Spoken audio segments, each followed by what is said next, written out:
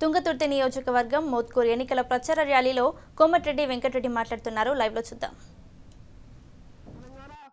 నలుగురు కుటుంబాల పాలై రెండోసారి ముఖ్యమంత్రి అయినా ఒక నియంత్రణగా పాలిస్తూ బయటకు రాకుండా మంత్రులు 3 నెలలు లేకుండా 3 నెలలు ఎమ్మెల్యేల ప్రమాణ స్వీకారం ఉండదు, ఎవరికి హక్కులు ఉండదు. ఇది ఒక నియంత్రణగా పాలిస్తూ ఎమ్మెల్యేలు కొనుక్కుంటూ ఈ రోజు జరిగే ఎన్నికలు కాంగ్రెస్ పార్టీకి మోడీకి మధ్యలో సంబంధమే లేదు.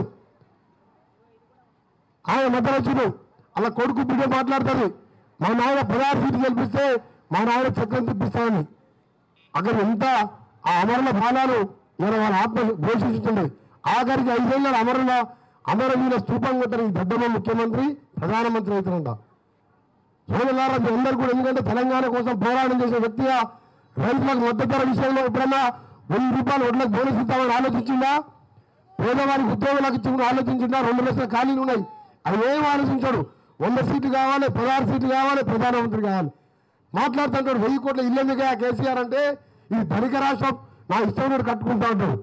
అంటే రైతులకు పైసలు చేసేదే కాదు, పిల్లలకు ఉద్యోగాలు చేసేదే కాదు, సంకటకి రారాదు.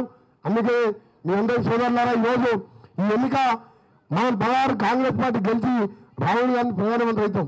ఈయన ఏం కాడు, సమస్యలు అంటే తెలియని బూరా నర్సయ్య లాంటి వారు ఎంపీ గెలిచినా కొడినా ఒకటి. ఆయనకు రైతులు అంటే తెలుసా? ఏమన్నా అసలు రైతులు అంటే తెలుసా? అసలు మోతుకున్న బురాజీ కాలువ రాజగోపాల్ రెడ్డి గారు అప్పుడు కిరణ్ కుమార్ రెడ్డి గారు సొంత డబ్బులు పెట్టి తీసిండు.